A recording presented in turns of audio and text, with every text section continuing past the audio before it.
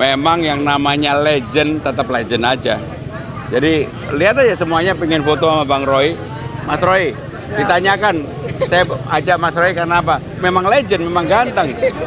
Saya hari ini, pagi ini, hari Sabtu, ke Glodok untuk pergi satu, minum kopi di Taki.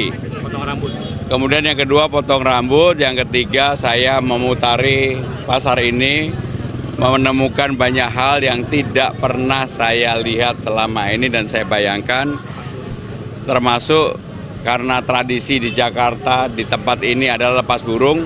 Tadi saya juga melepas burung.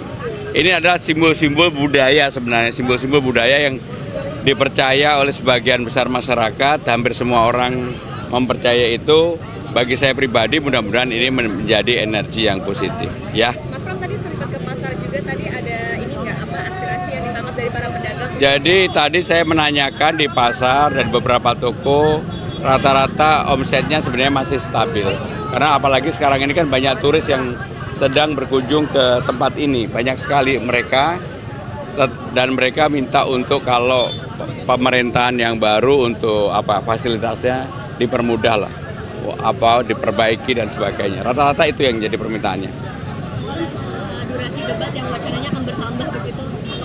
Durasi debat mau bertambah berkurang buat saya nggak persoalan. Mau dibuat debatnya lebih lama lebih seru, saya sih oke-oke aja. Hah? Saya tadi belanja untuk istri saya. Selama ini istri saya kalau yang selama saya jadi calon gubernur ini belanjanya tempe, tahu, seperti tadi makanan kesukaan dia. Ketika saya pulang dia happy banget, ya. Mas Pram, udara yang masih semeraut, solusinya apa nih, Pak? Ya nanti kita perbaiki, kita rapikan. Karena ini yang termasuk yang diminta oleh para pedagang di sini. Mas Pram, bahwa Roy Martin mau ngait suara emak-emak kah atau gimana nih? Bang Roy sama saya berteman, bersahabat lama, termasuk dengan Pak Bambang Sunarko ini. Memang yang namanya legend tetap legend aja. Jadi lihat aja semuanya pengen foto sama Bang Roy. Mas Roy, ditanyakan, saya ajak Mas Roy karena apa? Memang legend, memang ganteng. Jadi udahlah, saya doakan tetap gantengnya seumur hidup buat Mas Roy ya. Iya, minimal karismanya nular sama saya. Makasih ya. Mungkin pertanyaannya salah satunya soal konser dan lain sebagainya, kemudahan. Nah, kira-kira kalau Mas Pram dapat kesempatan untuk jadi gubernur, apa yang bisa Jadi yang paling utama adalah memberikan kemudahan perizinan. Tidak berbelit-belit dan juga harus ada kepastian mengenai kapan konser izin itu diberikan. Salah satu problem kita ketika kemarin 2 periode di pemerintahan Pak Jokowi banyak sekali konser besar yang izinnya sebenarnya baru keluar 1 atau 2 hari sebelum hari H. Padahal tiketnya sudah terjual, ini yang konser-konser besar. Itu nggak boleh terjadi lagi. Jadi harus dilakukan secara baik, direncanakan secara baik supaya baik para promotor maupun apapun lah, mereka juga tidak semena-mena menerapkan harga yang tadi dikritik oleh beberapa orang yang mengajukan pertanyaan. Jadi transparansi terhadap perizinan menjadi hal penting dan sebenarnya kemarin sudah ada peraturan bersama Menteri Dalam Negeri, Kapolri, kemudian juga Menteri Pariwisata untuk hal ini. Dan mudah-mudahan di pemerintahan baru ini dilanjutkan. Karena bagaimanapun ke depan konser-konser yang seperti itu akan menjadi berjalan dengan baik kalau memang izinnya gampang. Pasti kan juga lagi ramai konsernya Dua Lipa batal, karena sebetulnya sih bukan karena perizinan, tapi ada alasan keamanan lah. Kira-kira dari Pemprov sebenarnya bisa mengambil andil nggak sih untuk menyamakan promotor-promotor supaya punya standar yang sama? Ya ini harus bisa, karena diadakan di Jakarta, maka pemerintah Jakarta bisa terlibat untuk itu. Jadi saya juga mengikuti Dua Lipa ya. Gini, kenapa batal? Salah satunya itu tadi, keamanan.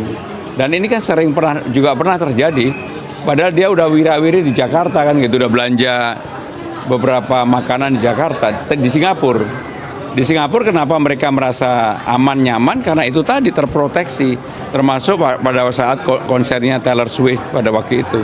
Sehingga dengan demikian memang sudah waktunya Jakarta sebagai kota global, pusat bisnis dan juga pusat budaya nasional untuk hal-hal yang berkaitan dengan konser harus dilakukan perbaikan. Dan itu Pemprov sebenarnya bisa ambil. Terlibat.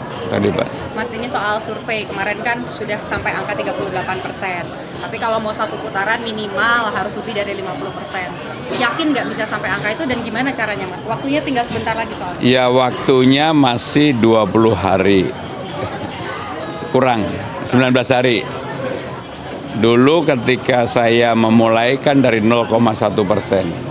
Dan apa yang saya lakukan hari ini tidak mengurangi, walaupun surveinya sekarang relatif sudah di atas. Hari ini pun saya masih 11 titik. Habis ini masih 2 titik lagi. Jadi artinya apa? Saya akan fight dan tetap bekerja seperti biasa. Survei itu hanya menjadi acuan bagi saya. Tapi target ada, Mas, misalnya ya udah angkanya di atas 50% kalau dari Ya, kita harus fight untuk itu. Maka sekarang ini yang ada dalam pikiran saya, mudah-mudahan pemilihan gubernur dan pemilihan bupati wali kota bukan hanya di Jakarta tapi di seluruh daerah berjalan dengan baik, transparan, dan juga tidak ada yang katakanlah menggunakan politik uang. Maka kami di tim pasangan nomor 3 akan membentuk Satgas Money Politik dan Politik Uang yang akan beberapa relawan tergabung di dalamnya, termasuk ormas-ormas yang memberikan dukungan kepada saya. Mas, debat kan sebentar lagi. Tanggal 17. Hampir 1 pekan lebih lah. Tapi isunya kan soal tata kota. Kalau Pak RK pede banget katanya itu bidangnya dia. Mas Pram gimana? Kan dari dulu pede terus. Saya kan memang nggak pernah pede, saya nyantai aja. Saya minta diserang nggak ada yang nyerang saya, malah Bang Dul yang diserang terus. Jadi saya nyantai aja. Oh, jadi apapun isunya? Apapun isunya. Mas, sama ini solusi tebus ijazah untuk ijazah siswa yang masih ditahan sekolah dari Mas Pram sama Bang Dul gimana? Jadi Presiden Prabowo sudah mengeluarkan PP tentang memutihkan atau mencairkan piutang bagi UMKM. Ini gagasan ide yang sangat bagus sekali dan sebagian akan terjadi juga di Jakarta. Di Jakarta setelah saya cek bukan hanya piutang UMKM yang jadi problem, tapi banyak juga yang personal, orang-orang yang tidak mampu, yang ijazahnya tertahan bahkan ada yang 10 tahun. Ijazah SD, SMP, SMA. Maka kalau saya jadi gubernur nggak mungkin udah 10 tahun kemudian akan diambil.